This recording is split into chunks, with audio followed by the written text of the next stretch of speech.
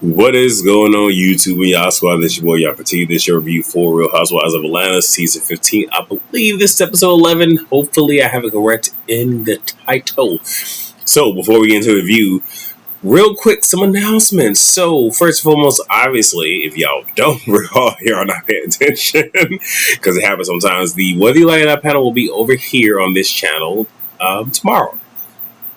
So come on back, because y'all know what we give, y'all know what we do. So come on back here tomorrow night at the Citadel. We're gonna have a good time. Also, when it comes to the reviews that I have for y'all, I will more than likely only give y'all like the last 2 episodes of Bell Collector, because my DVR, that was like an issue, like it was cutting in and out. And it's really, really crazy. And I've also been busy, but for the 2 following, like with the fight and everything, I don't really have that, so no excuses. And when it comes to the other episodes for Atlanta, I'll be able to get those out to you because I do have Peacock. I'll just have to adjust the playlist and whatnot. But I'm just letting you know. So we pick up where we left off with Drew going out. And initially I had thoughts, but after certain things were revealed later, I'ma just reserve it. Because again, look, nobody likes to play in court or do any type of trial or whatever, but Drew is tired of her feelings not being acknowledged. And that is more or less Ralph not acknowledging her feelings and her projecting that onto Sheree. And she feels Sheree is making light of her lawsuit, which is understandable. And Sheree's whole thing is, Drew has brought stuff to her. So, okay, I'm doing it to you, and turnabout's fair to play. That's not what she said, but that's kind of what she was alluding to. I'm trying to help her out right now. But the whole thing is, to my understanding, I'm not going to say Sheree has never been sued, but because I believe she has. But with what Drew brought to her, it wasn't you have to appear in court for this. And what I'm going through, I'm going to have to appear in court. So this is obviously taking a toll. But I think that the overarching issue, and y'all have heard me use the whole fire truck analogy a whole lot when it comes to fires and whatnot, so I'm going to do that here. I'll do it slightly. Like the smoke, that's the indicator, right? Is, okay, I'm going through this stuff, or I'm sorry, Sheree brought up something of me going to the courts to the group. And then we get to the house and we're trying to find the fire. It's okay, I'm going through this issue that only costs $1,000. And here's the thing, if anybody ever has to do some type of court situation, it is exhausting and it's taxing. So I understand that. I dealt with from the military perspective, and that's what I was going to talk about until she revealed what the real issue was. But the source of the fire is what she's going through with Ralph, right? Source of the fire. Candy feels like Drew was acting because she was like, and scene. And Candy's whole thing is she's seen her, Drew, get into it with other women, and we haven't seen this. So from where she stands, logically speaking, because I believe Candy's a Taurus, earth sign, dealing with logic, not emotion, this probably isn't that big, and you're probably just trying to have a moment, right? So Sheree goes outside, she apologizes to Drew. Kenya wants to, in her whole thing, Kenya's whole thing, let's make this go away. What's $1,000 divided by 8 people?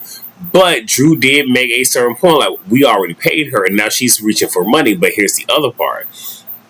If Drew was to pay her off a second time, now we don't know if she paid her off the first time, we don't know. But if she was to pay her off the second time, assuming that she did the first time, that sets a precedence, not only one for that person to come back and try to sue again, but for any other person that works for Drew and or Ralph to want to sit here and sue because, this happened before. It sets a precedence. So Drew shares in her interview that the problem ultimately is Ralph, doing the video and whatnot, some rubbing down and whatnot happened. The rubbing down for the video shoot was, I believe, a manager, probably his manager. And then after that, now he has his gig booked in Vegas. So that's where a lot of this is coming from. So that was the source of it. And look, we all have had it to where we've had outbursts or just, fluctuating emotions, and we just blame it on the moment rather than want to acknowledge what the source of it is. Whatever. So Sheree brings up Kenya being upset that Candy isn't present. And Kenya pretty much stands in it. It's like, you really haven't. But Candy's whole thing is, she feels like, she is still in a building phase. And the other girls think differently. But I understand what Candy's going from. Like, if Candy only wanted to stay in the lane that she was in, then yeah, you have nothing to do. Candy wants to be an EGOT. So because there are doors open to where she can get those other pieces to make her an EGOT, she wants to do that. So yeah, she may not really be present for a lot of the events. And here's the other thing, like, for y'all who really don't understand. When it comes to these reality shows, especially those that are really, really seasoned, a lot of stuff gets shot. And if y'all really pay attention, we get a lot of stuff that are just flashbacks because it was shot, but production didn't feel that it was relevant to have that whole entire scene be shown. So you have Candy, who is a bigwig. If she's there, 9 times out of 10, that's going to be shown. Even with last season of Real Housewives of Beverly Hills, Cal freaking out because Dorit, Erica Jane, and Lisa Rinna wasn't at the hat thing. I'm not going to say the place because, again, it's rooted in, racism and whatnot. But this one particular hat burning place, she was freaking out about it. Now, because of everything that was going on, it did get filmed. But again, if you have 3 key people, especially Erica Jane, where all the pressure's on her, and Lisa Rinna, who is the major ish starter, not present, that whole scene might not have been filmed. Which means that whatever Kyle Richards promised to that organization, like, if it doesn't get shown, they don't get that publicity, which means that now she's on the hook for that. So I understand kind of, where all of that's coming from. Just saying, I watch a lot of reality television, so I understand the inner workings. I just don't always speak on it. So the next morning, Kenya is running late. She slips and busts her 4-point of contact, and it looked like it hurts. And I sympathize and empathize for her. Like, my last 2 years in the military was in Germany, and I was going at the barracks. I'm taking my time coming out the steps. It's only like 5 steps, coming out the barracks to get to Macabre. My little hoop day. It was a hoop. It really was a hoop day. And by the time I get to that last, no, not the last step. When I got to like the actual pavement, some way, somehow, both my feet went up and my whole body and back went down. And yeah. Pretty sure somebody saw it. But it was still embarrassing. Like, when I tell you, like, I hopped in my hoopty so fast and drove off. But I'm just saying, like, it happens. And I'm a dude. And, again, my parents are baby boomers.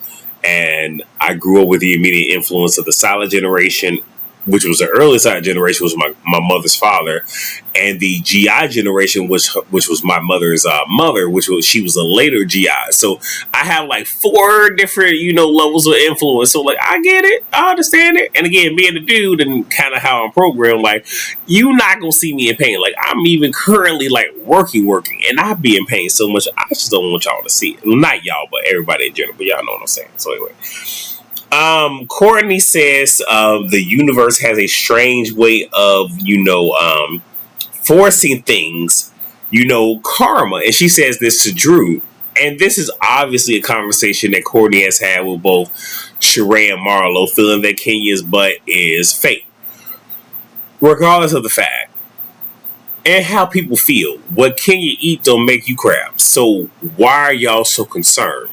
That's my whole thing. Like, on some real, just like, what you do don't have no bearings on the hill. Like, I know it's like playful shade, but Courtney, you setting yourself up to get ate up at the reunion. And if you ain't never seen a reunion where Kenya was activated, babe, okay, all right now. Okay, all right. So Candy ends up going with Kenya to the hospital. The girls go to the market. Mayetta calls Candy, and she has been there with Kenya, and they have been waiting for hours.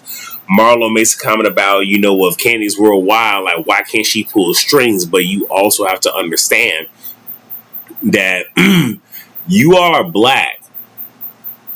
Let's keep it a buck. There, like, here's the thing, and I'm gonna just say this. Hate me if you want. I don't really do Oprah like that. I really don't. But there have been times that Oprah walked into some high-end stores and they kicked her out because, again, even they probably didn't know she was Oprah, but it don't matter. You're a black person in this store. We don't care. So now, yes, even though Candy may be worldwide, she's not going in for it. And I'm gonna be honest, if Candy went in, Candy will probably have the duckers to be like, I will pay what I need to for y'all to see me right now. But it's a whole lot going there. Whatever. Let me see. So they're at lunch, and Marlo shows a picture of, her first day. Sheree brings up Kenya saying that the date was probably like a Tinder date. Marlo feels away. We don't care. It's brought up that Manetta knows. Wait, what is it? So pretty much Manetta knows Roy. That's what and felt like Marlo was just trying to have a moment and trying to take the shine away from Kenya. It's a small little interaction. I'm sorry. Marlo says you went to have. I'm sorry. She was like, well, you went to the DMs. Like, that was your first go-to. And then it's the whole thing of, okay, well, Kenya went to the DMs about Martell, and it's two totally different things. We're all adults here. We know what it is. So I'm not even going there. So Sheree says to Drew that Candy said, and seen.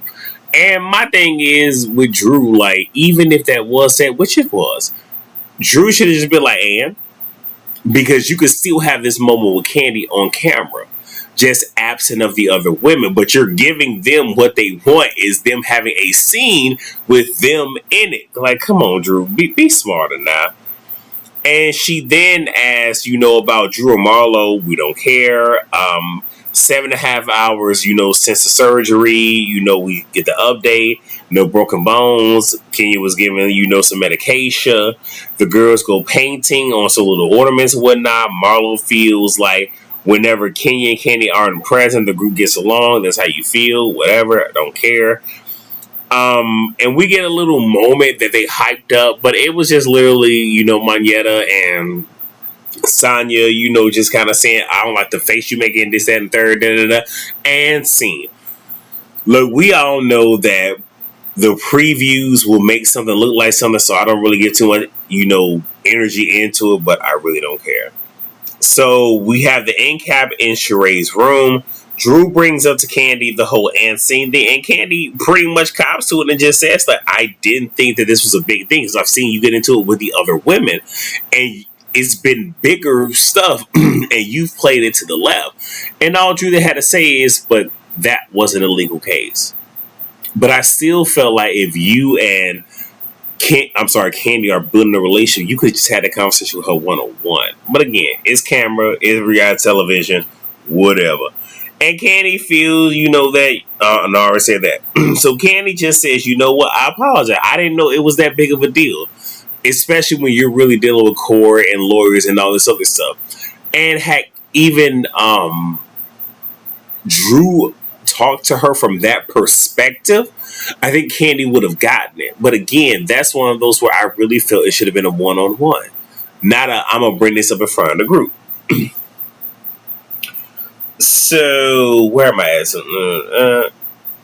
So Sonya shares, her sisterly issues because Sheree brought it up, don't care. Candy asks about, dropping with Drew, like, what's going on? Because again, Candy's about that business. So, like, what's going on with dropping with Drew? Because nobody has mentioned it, not even Drew. So, hey, what's going on with it? Like, let's get this circulating in this season.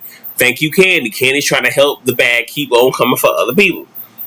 So Sheree asked about the membership and the support because Marlo was just like, oh, well, I'll go ahead and support dropping with Drew even though I'm not going to do it because I don't like to work out. So now Sheree wants to know where's her support coming from. And all the other women was just like, we tried to support you when She by Sheree was supposed to drop. Like, they even showed the group chat where they were asking, is it live? What's going on? And the reality is there is that window of opportunity. Like, once that window of opportunity goes away, nobody cares after that. So that window of opportunity was when they were supposed to go, and because the site wasn't up for whatever reason, you lost out on traffic and you lost out on money sales. Like, Sheree, go on somewhere, girl. So then production wraps at 11:47. So pretty much 23:47 or 11:47 p.m. However y'all want to see it.